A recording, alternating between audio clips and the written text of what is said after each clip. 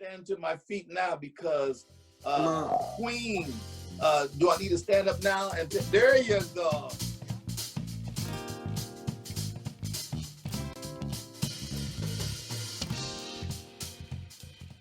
Good afternoon, everyone. Good afternoon. Good afternoon. God bless the saints. Welcome back to Chatting with the Clays. Chatting with the Clays. Oh my goodness, we're in season 4. This is episode 1, and we have been off for a while. A lot of transitions. Yes. Man, I don't even know where to start. First of all, though, let's start with saying Happy Father's Day. Well, I was waiting for that. I was just waiting for that. Happy Father's Day. Well, thank you. And we want to say Happy Father's Day to all of you fathers there, and Happy Father's Day, my brothers. To our fathers. Both of them are now gone from this earth, yes, but not from our hearts and our memories. Yes. And we just wanted to commemorate our fathers today as well. Yes. Yep. And you all can see that I'm sitting in front of my father, Robert Lee Dawson. And I'm sitting right beside my father, James Alfred Clay Sr. And both was in the military. They were both in the same war. They were both in the Korean War in the 1950s. And, so they're both in their uniforms today. They are some handsome men. I moved, we moved aside so you could kind of get a better look at our fathers. And we thank God for. Yeah. There's some good looking men, aren't they? I would say so. I would say so. Yeah, I would say so. I think when my father passed, he was 79. He's been gone in, he passed in 2009.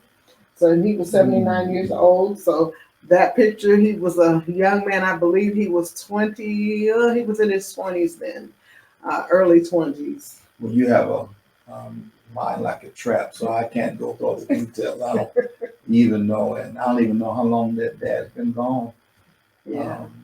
3 years, 4 years, nothing. 3. It's been 4. 3 or 4 years. Mm-hmm. Well, how old is Ethan? Ethan is 4.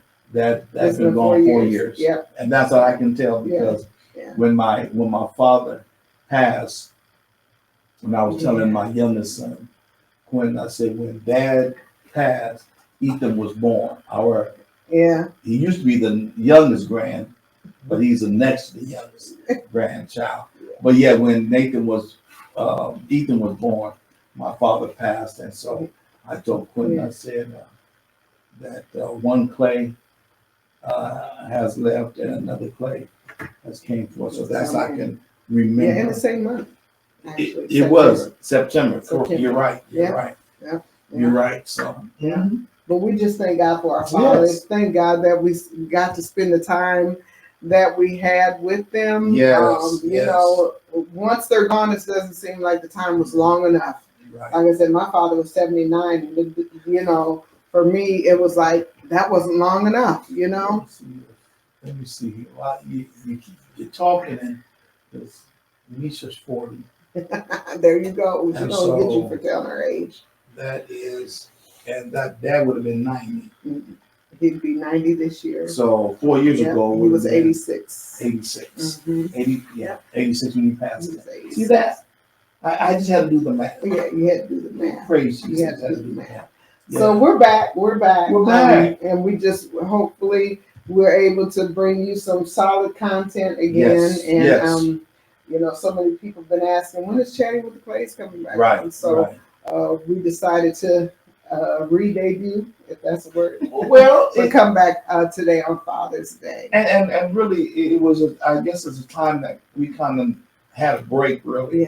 Yeah. So many things again. It's just so many moving parts and whatnot. Not saying that we, did not want to come back, but it kind of gave us a break to get in line some other items, do some other things. But always, our plan was to keep on. So again, praise Jesus, we're back. And you were sick. unexpectedly. Sure He had did. to have emergency surgery. And so it's been, we've had some transitions and things going on, and we've been going strong since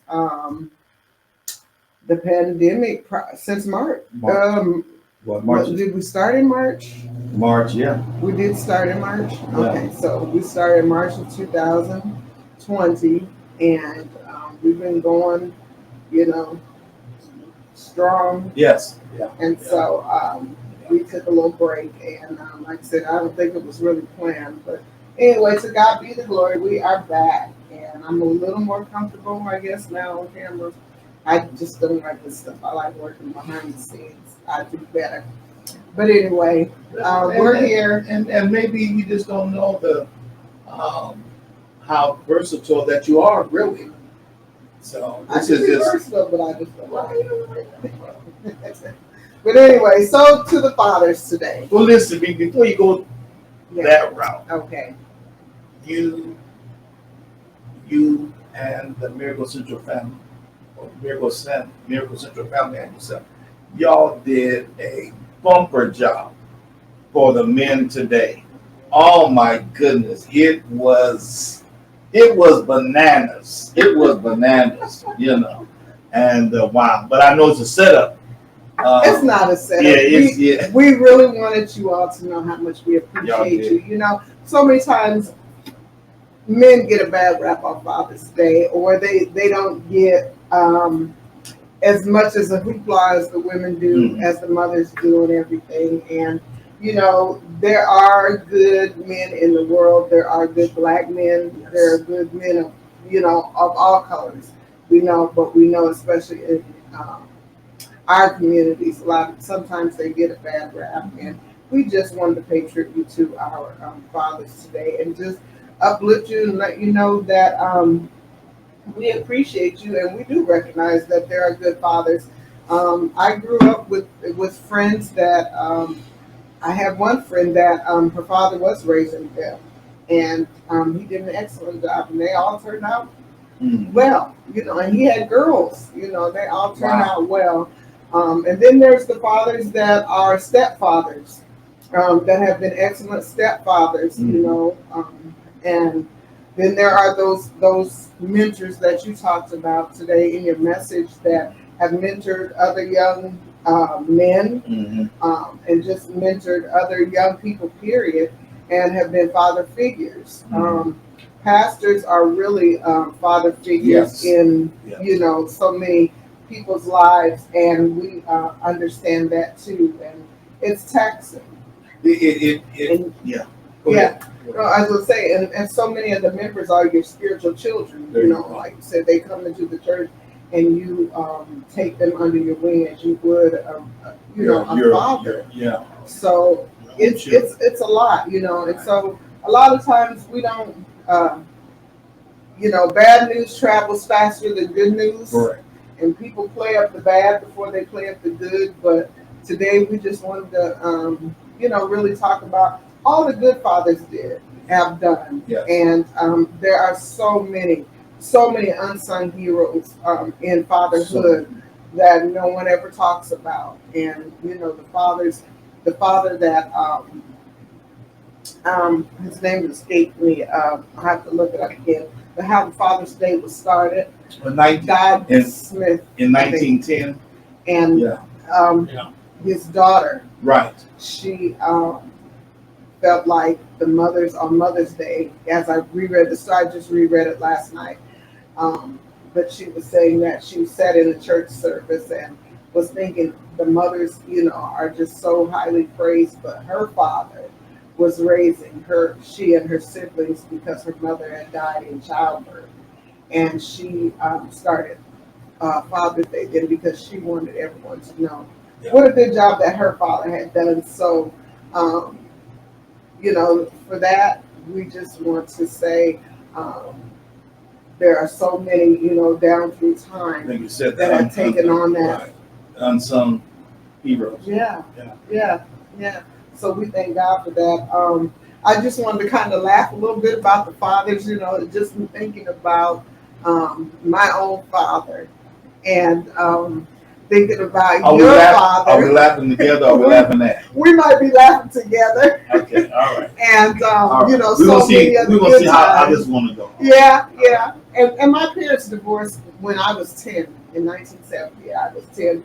But there was never a time Dad was not in our lives, you know. And he was always at the, you know, at the milestones, you know, the significant events and everything.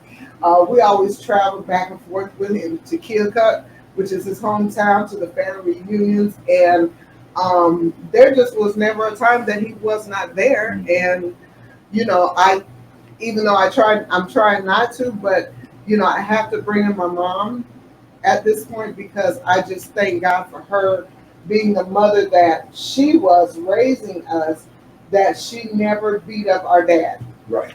You know, she never, the negative stuff, the things, whatever happened between the two of them, we never knew anything about it, you know. So I just thank God for her, for allowing us to love our father, you know. You know, you said something there, and something that is so crucial I'm a writer, so. of understanding Uh-huh. is that the bashing from the one parent to another, and some would often say, well, you know, well, we was taught children stay out of grown people's business. Mm-hmm. This day and time now that parents, single parents, sometimes even the married, will bring the children into adults' conversation. Mm-hmm.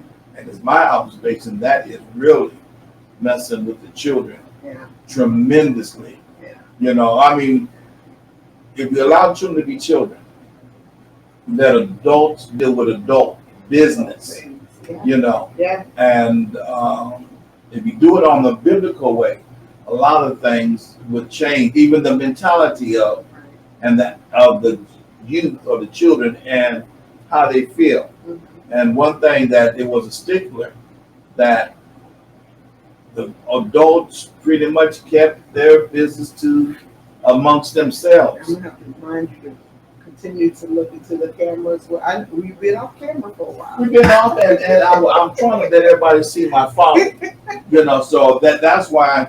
But yeah, and so we there's a lot we have to work on, and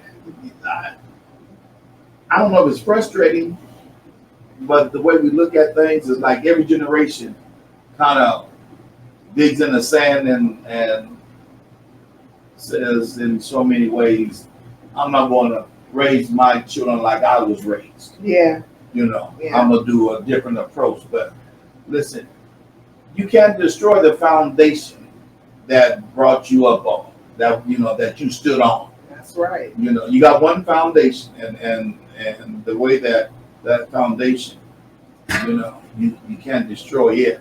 So Yes. I understand the theory behind it, but in actual practice, that's a different story. And I'm, you know, no offense to anyone that likes to study a lot of books, but there's something that you understand, that there is what they call on-the-job training. On-the-job training. And men and fathers, first of all, I think I said it in the message today, men at one time were boys. Yeah. You know, can I put a fun boys to men? Yeah, got that. Boys to men, yeah. And from boys to men to fatherhood. So, you know, we have to look back and see it. So I thank God for the thing that stands about my father so is his work ethics. Them men back in that day that was born in probably born in the 20s. 30s. Right? No, Dad was born in 1930, so your dad was born in 31. So in the 30s, they was really given work ethics. Yeah. They were known men worked hard. Men takes care of their families. Whatever it took to take care of your family. So I can recall my dad. He used to get watches and plaques and for being on the job. So bonuses for not missing a day of work and coming. Listen, I can recall my dad's older brother when he died, Uncle Robert. That Dad went to, I think, the wake, but he didn't miss the funeral. I mean, but he went back to work. You know, he said, my brother's gone. Ain't nothing I can do about it. I loved him, but he would not miss a day of work.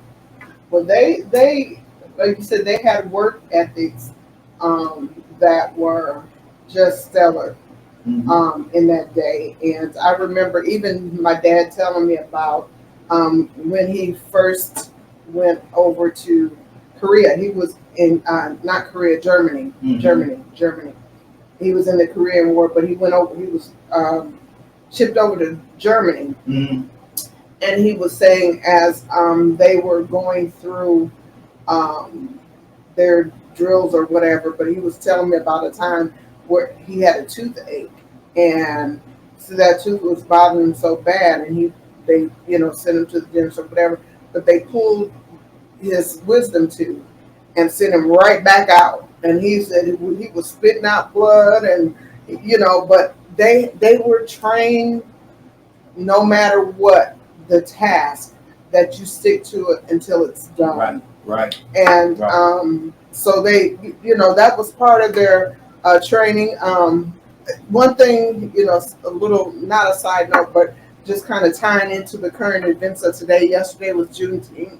Right. And we know that Juneteenth is in a commemoration of the freedom of the slaves. Correct. And how they were set free and didn't get the word in Texas until even two years later. Correct. But thinking of that, how there was even segregation even in the military.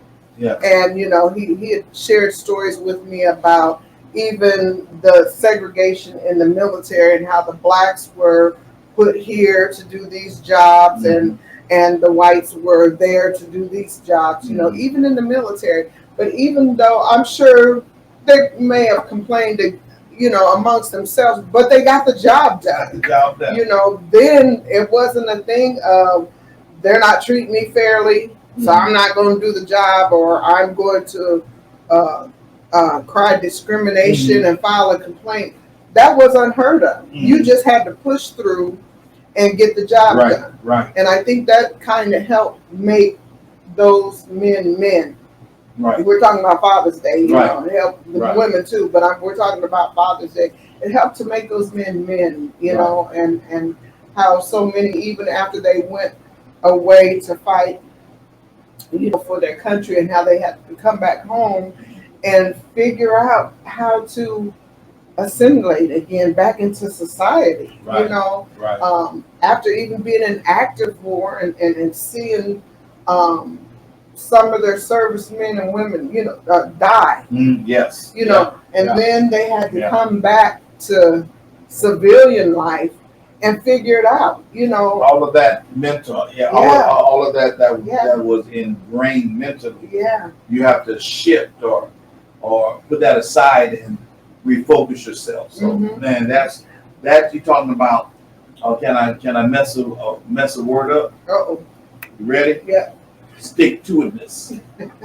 Stick to itness. Stick to itness. That's okay. That's stick to it. Yeah, and they did, and I think you said today, even how you pulled out that none of us are without mistake. And I'm sure a lot of them, they tell you they made mistake after mistake, even trying to come back and raise their children, even trying to come back and be a husband, trying to be a son again, or whatever. They may have made mistakes, along the way, but, somehow they got through it, I'm looking at the men, especially the African American men, and I'm just looking at that, what we're facing, and not to try to repeat anything that I spoke about today, but to father in the day and time that we're living in to really father your children. There's so many layers, and we need cooperation.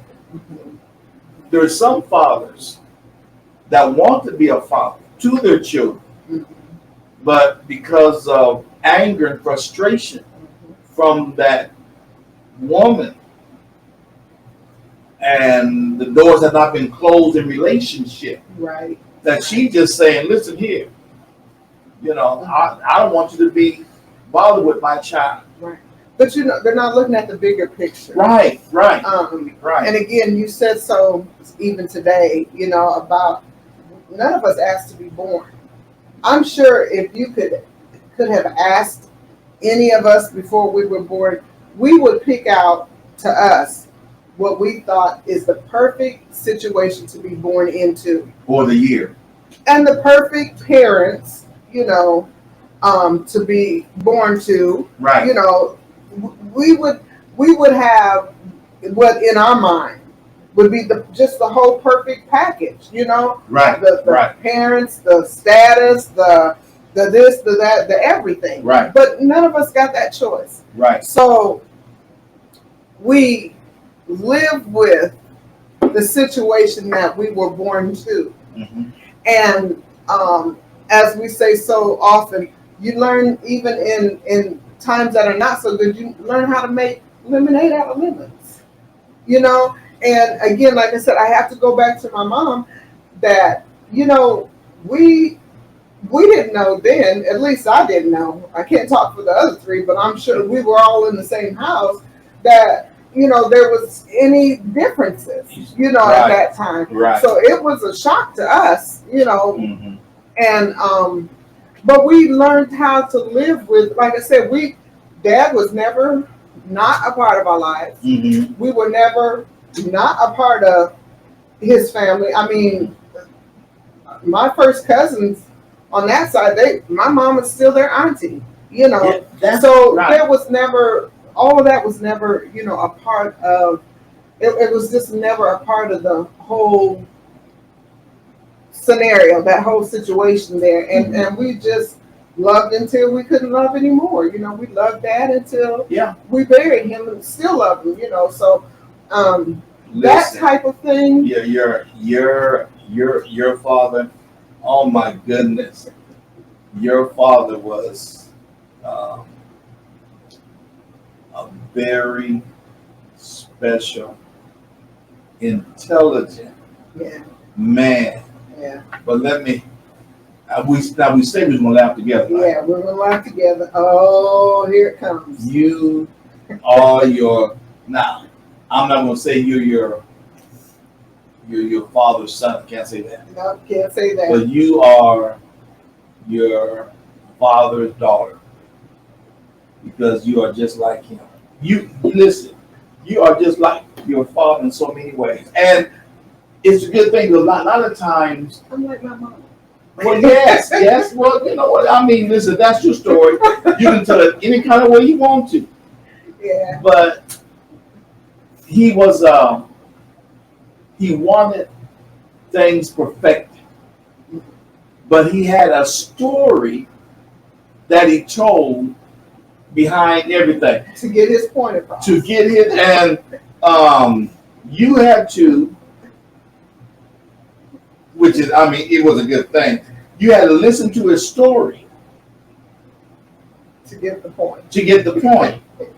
And if he's teaching you something, you had to listen to this story, and it's like, well, can you just tell me how to put this alternator on? Yeah. No. On the car? No. He's going to tell you the history of electricity, how it flows, the reason why, and it's like, oh, but he was a good one. He was good. Oh, he was good.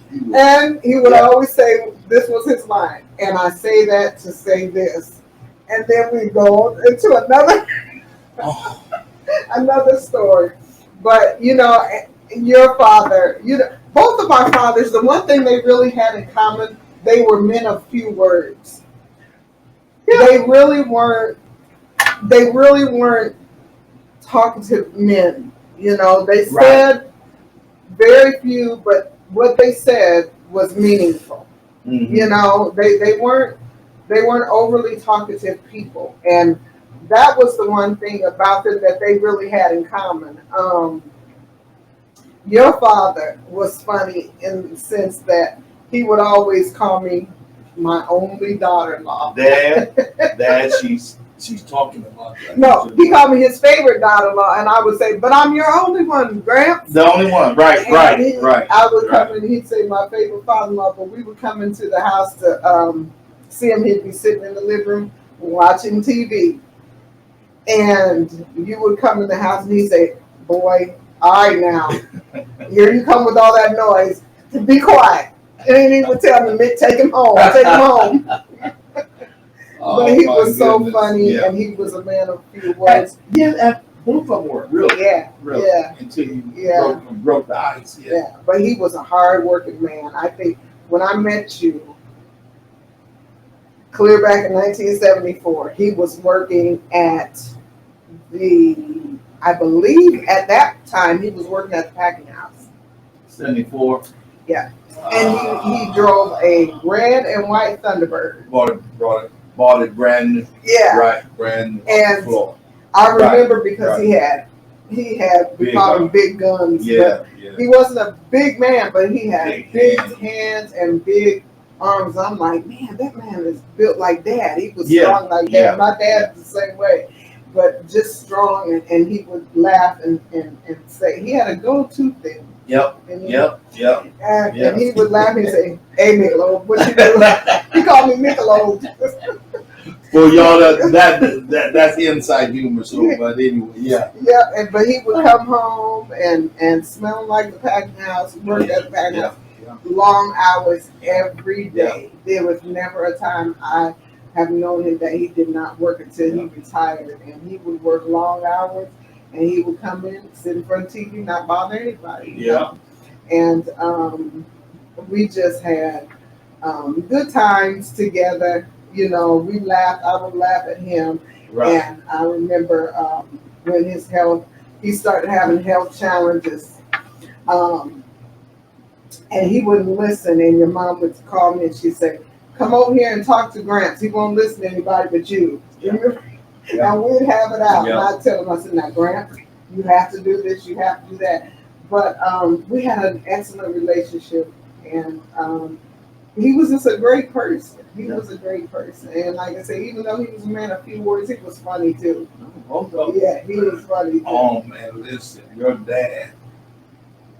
Oh, I can taste them now. Your dad made the best oatmeal cookies.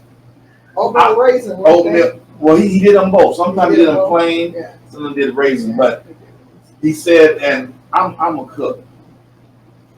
And I'm not that much of a baker, but I'm a cook.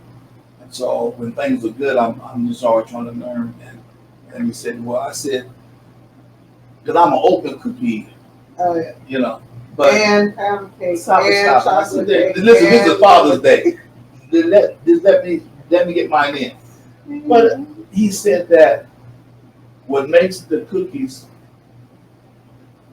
really good, that he would take bananas and let them, I call them rot, but let them brown real overly ripe.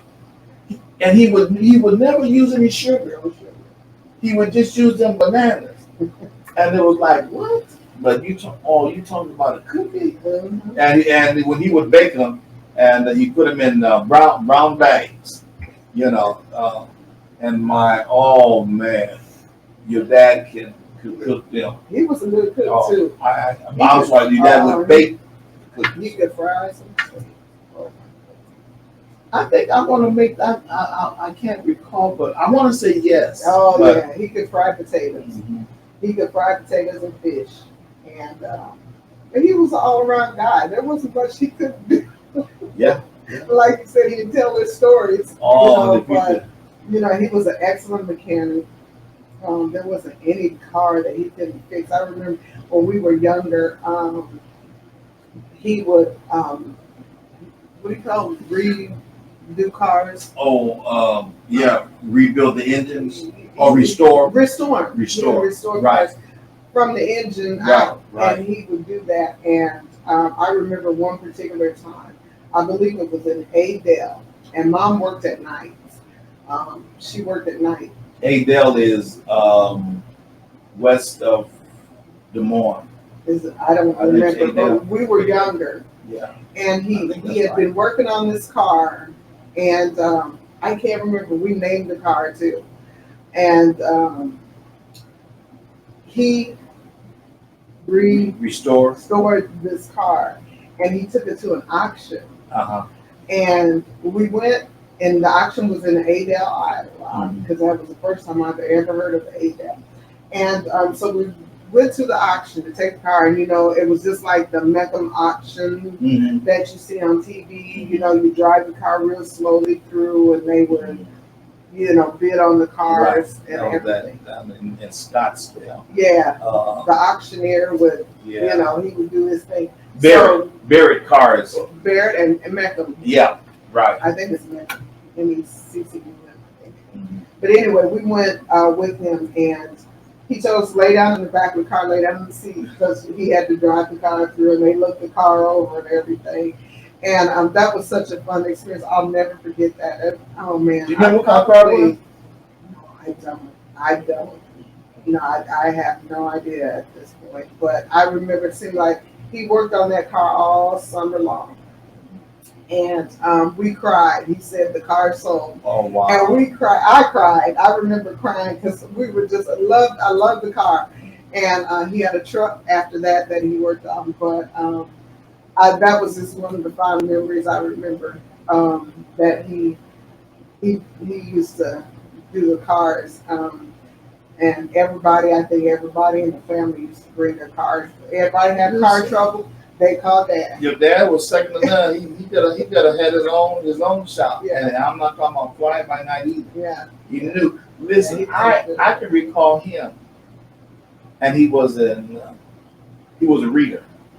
Yes, he was an He was a reader, and yes, he was. if he got stumped, he would go to the library. Yes, he would.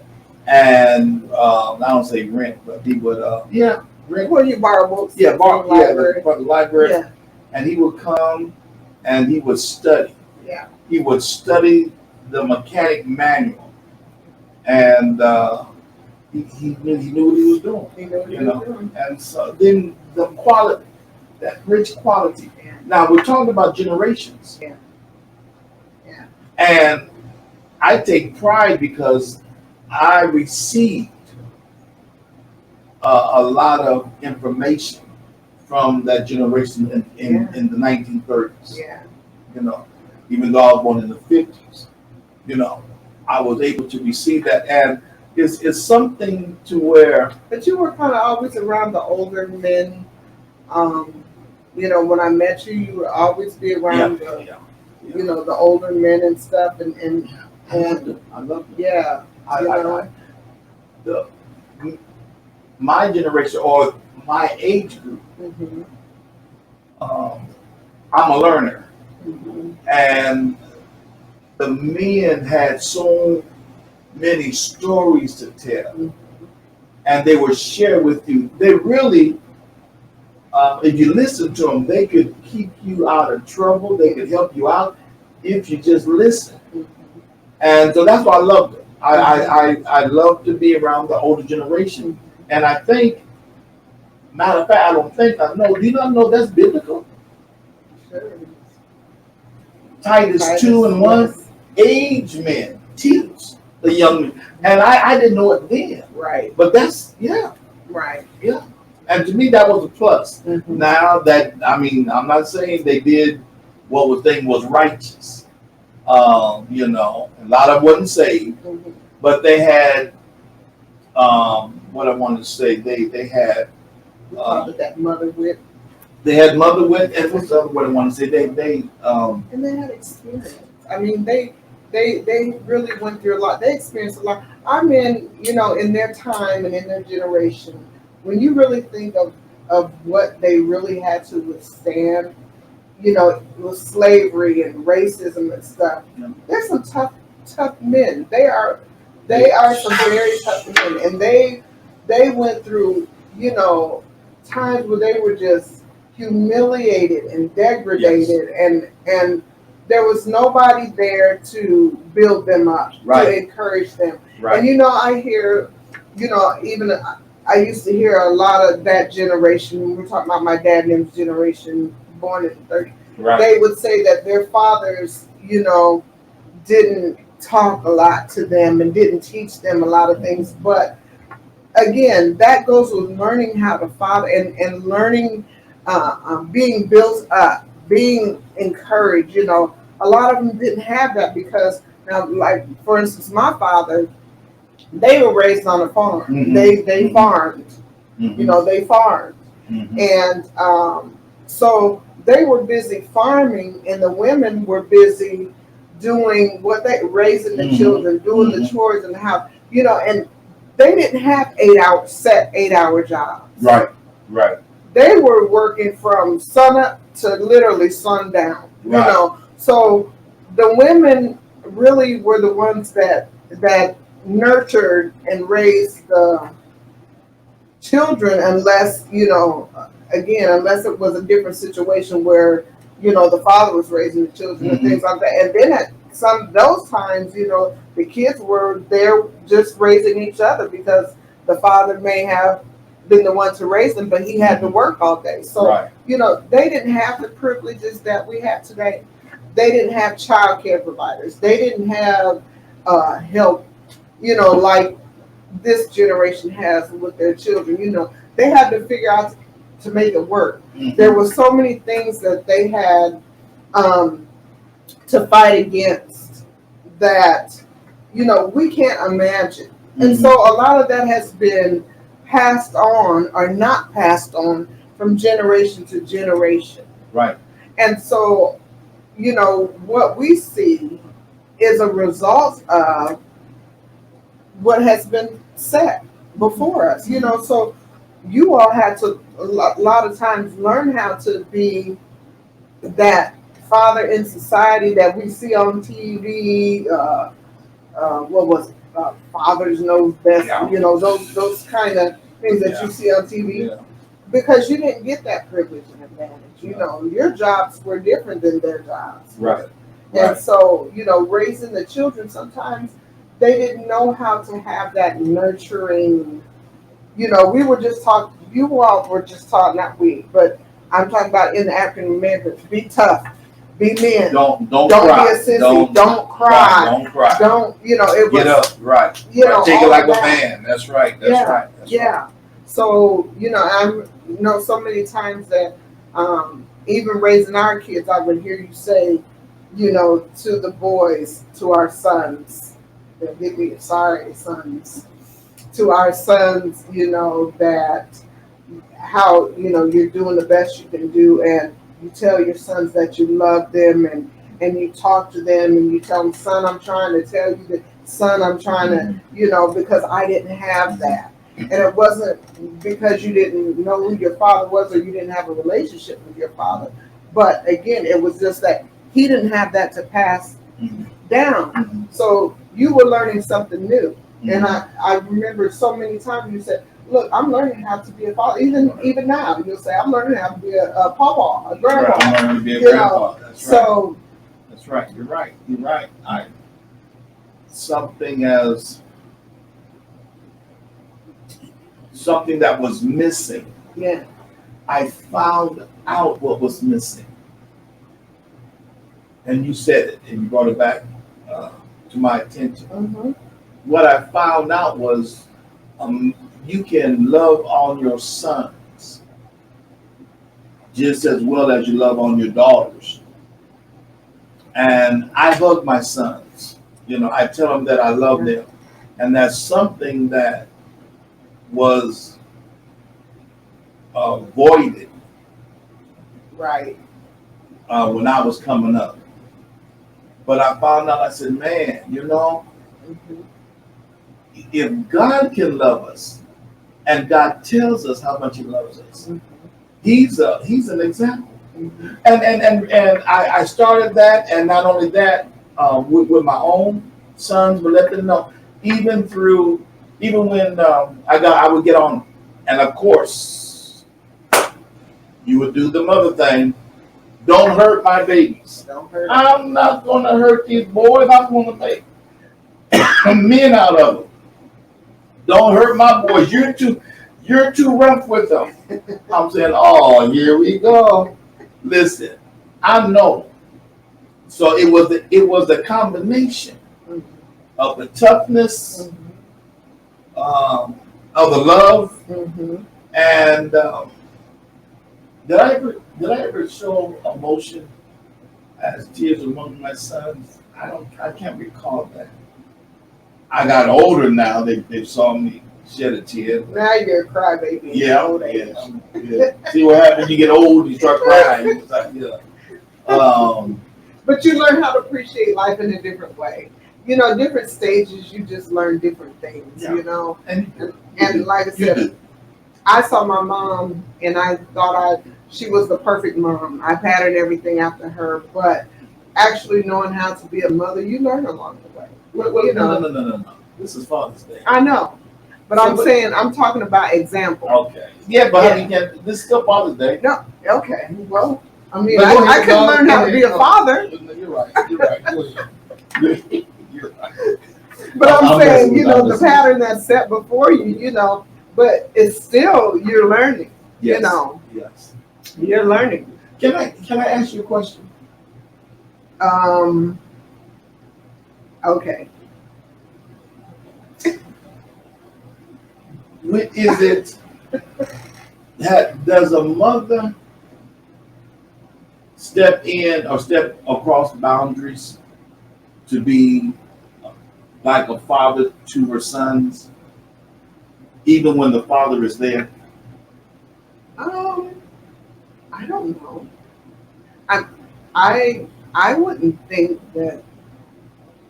I don't know that. Now that's a hard question. Whenever you say, "Can I ask a question?" I already know it's low. There's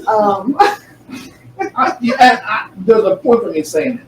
I don't know if she steps across boundaries to if the father is there. I can't say that because what you might think is stepping across boundaries, I may think I'm just doing the mother thing. Can I help you out? Sure. You need to talk to your sons. Oh, well, now that's No.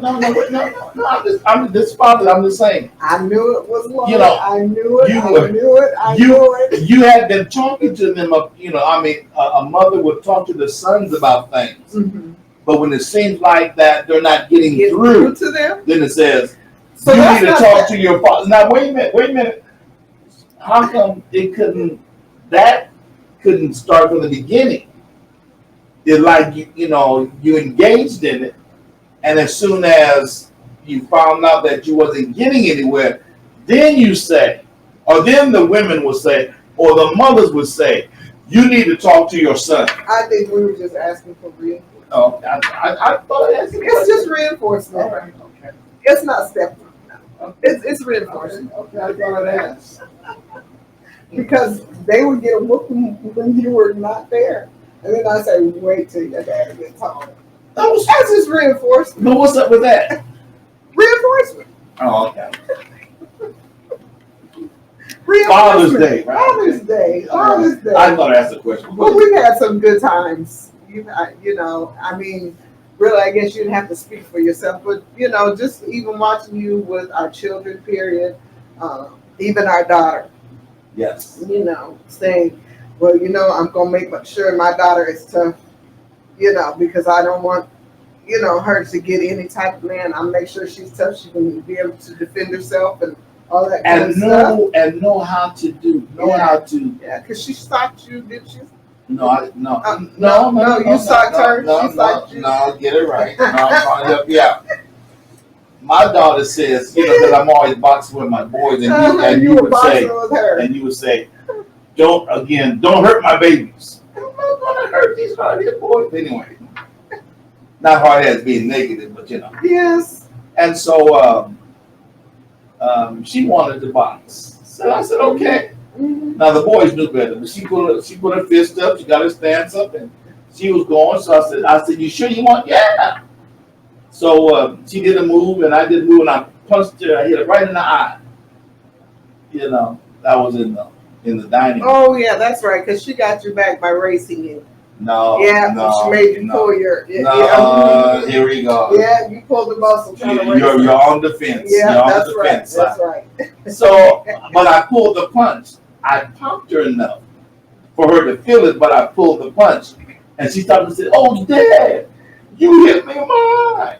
I said, "You asked for it," but she's never forgotten that. Well, But she learned a lesson. well.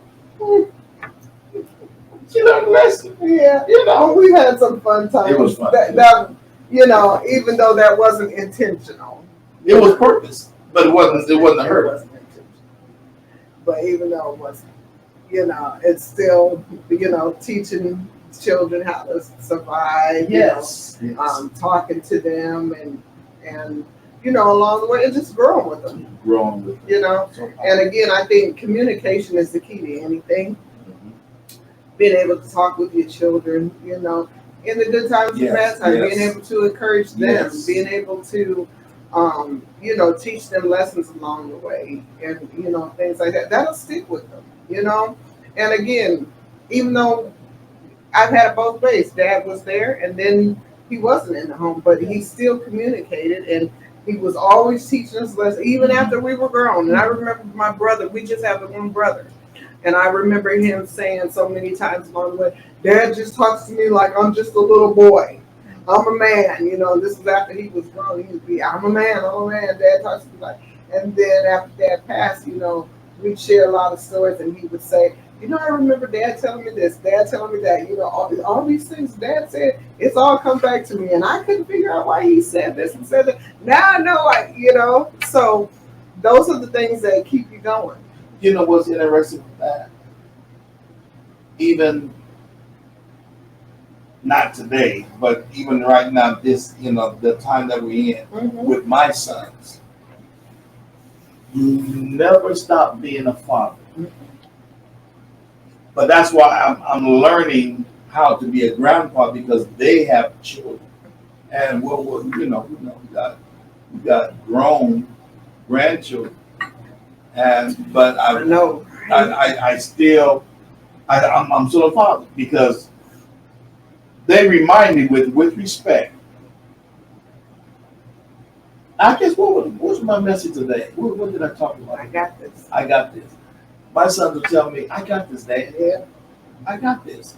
And so I have to say, you know what? I have to, like, yeah, they're yes. You know, they're grown and whatnot, but it's like I've always been there. Praise Jesus. I've always been a father. You've always been a father. And I can't get out of that mode. You remind me. You know what you tell me often? Uh-oh. I'm like Why my you dad, keep, right? why you keep saying oh? I'm like my dad, right? No. You remind me to say and tell me they're grown. They're grown. They're not children anymore. But they're yet my sons. Sure they are. They always will be my children. You know, but men, I treat them like men, and they I'm looking at them and I'm saying, you know what, even when if they're correcting their children, and it's like, oh no, you're not gonna do this on my watch. But I pull back because they're fathers. They're fathers. And so I'm understanding. Maybe you have. I've never looked it up. I know I didn't finish my sentence. But what's the definition of a grandfather? It means something. A father once removed. Is that what it means? Yeah, you're the grand, you're the older. A father once removed. Well, that's what I said. Well, but we're never once removed. Well, you're not the father. Right. So you're once removed. And that's where with real fathers, and you have grown children and they have children, there's a boundary that you have to teach yourself. because you don't want to fall out with your grown children. You know, it's bad enough that families fall out, but when a father falls out with his son, that's the most terrible thing. I believe Wow. that is so terrible Wow. because to me it erases all the things that y'all have shared and y'all uh, talked about, Mm. you know, and y'all laughed about, Mm. y'all hugged each other about. When that wedge is placed in there, I don't never want to fall out with my sons. You know, I don't want to fall out with none of my kids, my daughter either, but I don't want to never fall out with my boys. And sometimes it's like, okay, as a father or grandfather, you just take a back seat. Well, you know what's funny though, and it's watching our sons now. It's like they've turned the table.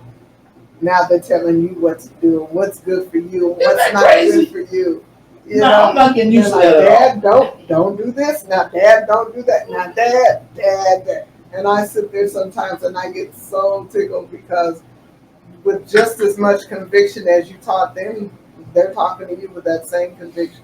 And I put it in it. Yeah. I put that in there Yeah. to do that. So Yeah. it's like, But it's love. yeah. You know, so now you see it as like, they're men now, but look how they love their father, the same way you've loved them.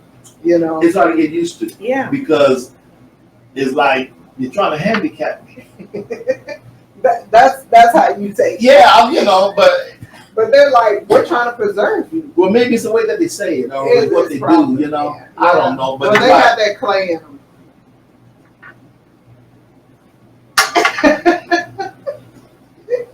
They have that clay in them. It's the way they say it. Yeah, they mean what they say and say what they mean. But you know, it's fun. It's fun to watch now, and yeah, there comes a time when they're not juvenile children, and you have to allow them. You know, the beautiful thing is you have to allow them to show what you have put into them. yeah.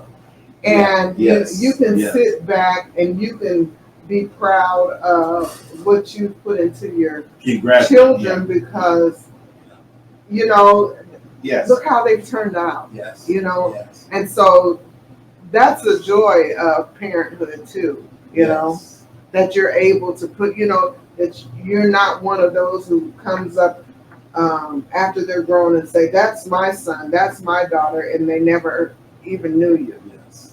So that's the joy in being there and the communication and, you know, like I said, we all weren't raised the same. We all don't have the same principles in our lives, but love covers, the Bible says, love covers a multitude of faults, you know, and just to know that the love is there. I think one of the young men today said that he was in all three of his children's life, you know, just for the children to know that you love them. Right. That says, you know, speaks volume. It speaks volumes, you know, and like I said, it's not so much how much money you have, how much you have given them, but there comes a point in time where the love takes dominion over everything, you know, and then it's reciprocated. You know, if you love your children, they'll love you back. They will. And that's not saying that they won't get off track and all that. Right. It's not saying that you won't have disagreements. There's time our children haven't agreed with either you nor me all the time. No. And I'm sure we've had times where, I mean, it was really tense. Yeah. You know, but it doesn't mean that they don't know that we love them. Right. You know, and it always comes back to that. Stands. You know what? Listen, that love, and I'm speaking from a father.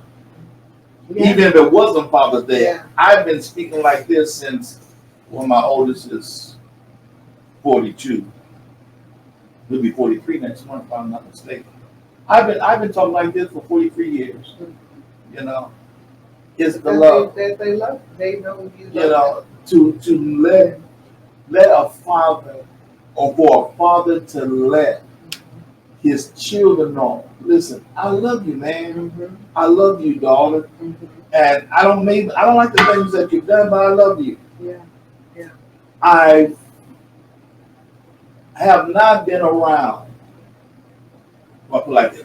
I've been around very, very few men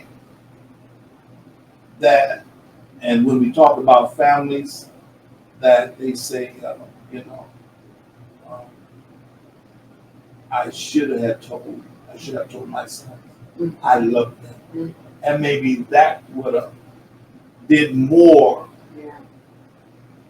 for them than me trying to always bail them out, Right. you know. Right. And Right. I'm not saying, God has blessed us to where we have literally been able to bless our children with everything.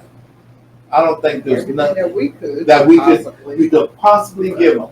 But the love is what was more Yeah. than anything. Yeah.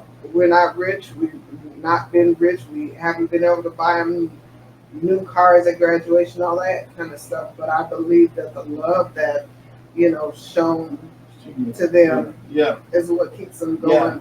It takes me back to this. I don't want to end on a somber note. It's really a great thing. I remember I was upset with my dad a lot through life for a long time because I felt like he never said that he loved me. I never heard him say that. Mhm. As much as he was around, as much as he was encouraging, he was at my graduation, he was at my high school graduation, he was at my college graduation. He came when we lived out of town for the kids, and he was there for the kids and all that good stuff. But the thing that he never said that he loved has always bothered me.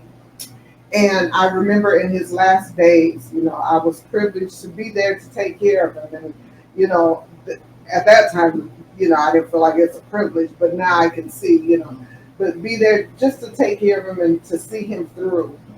And just to walk with him up to death's door, and to be able to pray with him and make sure, that his soul was right, And I remember during that process, he was still at home because he said he wanted to stay home, and we all got together and we all decided we're going to work with Dad and let him stay home because that's what he wanted, And again, that was the love we had for him. Mm-hmm. And one day I was just there and he was talking to me, and he told me to get paper and pen and stuff and start writing. He started telling me all kinds of stuff, and I'm like, man, I didn't know any of this stuff. Why is he telling me now? But he had said to me one day, he said, man, you just don't know how much I really appreciate you. And I said, I've been waiting all my life. That was his way. Right. But I'm like, I don't know. He said, you kids just don't know how much of a blessing that you've really been to me. And I said, well, Dad, because I love you. And he said, well, I love you too. I was like, what? It took all this for you to tell me that you love me. I've been waiting for this all of my life, Yeah. But, in retrospect, knowing that he wasn't a talker, that wasn't who he was. He was showing how much he loved by being there at the graduation, by being there when the children were born, right. There was never a time I called him like, Dad, car broke down. He would be there. And on that same note, yeah, Dad never did tell me that he loved me. But when I would go home, and when I get ready to leave, he always would ask me, when you coming back? When you going to come back? Yeah. That was his way. Yeah. Of showing me that he really cared. Exactly. And he wanted me there. Exactly. And he would always say that, And then when I left, I don't say he got teary-eyed, but it was like, oh, you leaving me? Yeah. So I knew, Yeah. And men, yeah. If we really don't start showing it and speaking it, when that time comes, it could be a heavy weight on you. Yeah. And I would encourage every man. Yeah. I mean, with your sons, tell them, your kids, tell them you love them. Tell them. It doesn't take nothing from you. And if you really mean it, it will help you. Or it'll lighten the load It'll help you navigate. Yeah. So I praise Yeah. Jesus. Yeah. And sometimes it's just the simple words. It's not what you say or whatever, but like I said, that communication, Yes. that era, Yes. they just, again, his father probably didn't say it to him, Right.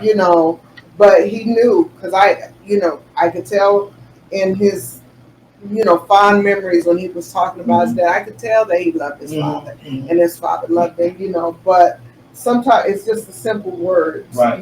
Because, and just maturing and learning people, right. Now I know all of that was dad's way of saying, I love you. Right, right. But as a child, it's like, you just want to hear those words. I just wanted him to say, I love you, I'm proud of you, or whatever. And I always, even today, when I go see my son and my son's around me, I hug him. Yeah. I hug them, I kiss them on the cheek. They grown. Yeah, you just a big marshmallow. Well, hey, hallelujah, Jesus.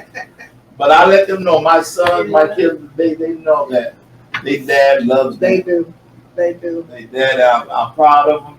Again, I may not like what they've done, and but they still my children, and God blessed me with them, and we don't do everything that God tells us to do. Yeah. But God yet loves us. Yeah. And so I just repeat what God showed me that. Yeah. And I praise God that it works. Yep. It works. So first, let me do something else. You did a lot on Father's Day.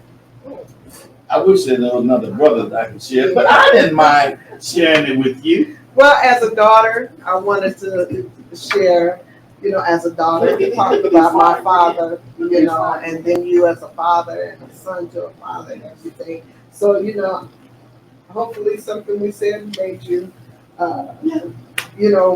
it kind of resounded with you, or, made you laugh too, and just think, the time we have on earth is precious.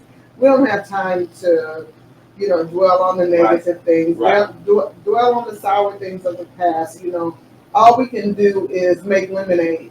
We can make life better for somebody else. Well, and finish the lemonade. If the world treats you like sour like lemon, just make lemonade. Yeah. That's it. Yeah. So and just remember, what you put out, that is reciprocated.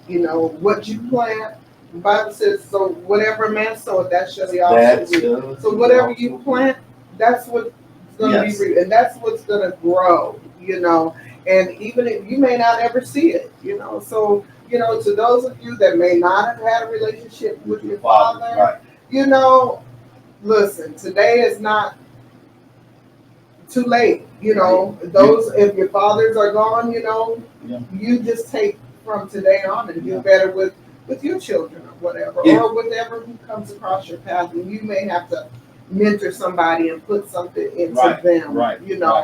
So it's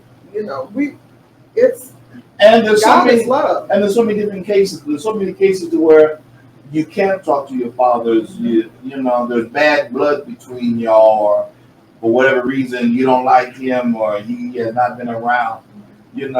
But somebody can take the high road, and you can really make things happen. Yeah. And you never want to let it be said too late. Yeah. Never. Yeah. And as a woman, I can say to, encourage the men around you. Encourage your sons to be good men. Yes. Encourage your brothers, if you're married, your significant others, encourage them, because the world beats up African American men and we can uphold them, and prayer changes a lot of things. We can pray for them, and prayer changes things. It does. I'm looking at prayer right now. Don't start it. Right across the table. Don't start it now. That's a different day and time, different episode. Yeah. So we love you all, and we say Happy Father's Day. Thank you for spending this Father's Day with us, and we are back. And again, it's our desire to bring you content that will be helpful to you.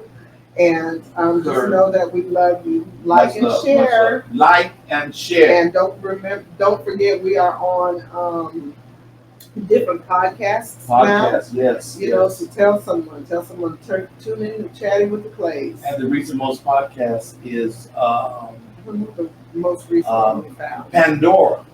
Is that it? Yeah, that's one that the most recent one, but I think we're on about 6 or 7 different podcasts. So yes, you can find us. Yeah. You can find us Chatting with the Clays.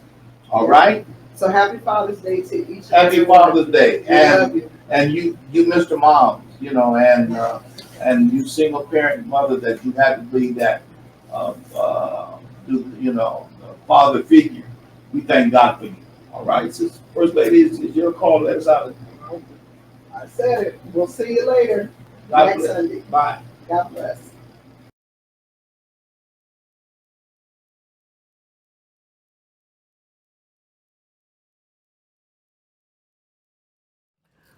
My brothers and sisters, I pray that this was a blessing unto you. First Lady Clay, would you like to say anything? Don't forget to give us a thumbs up, subscribe, and hit the bell. Leave a comment. God bless.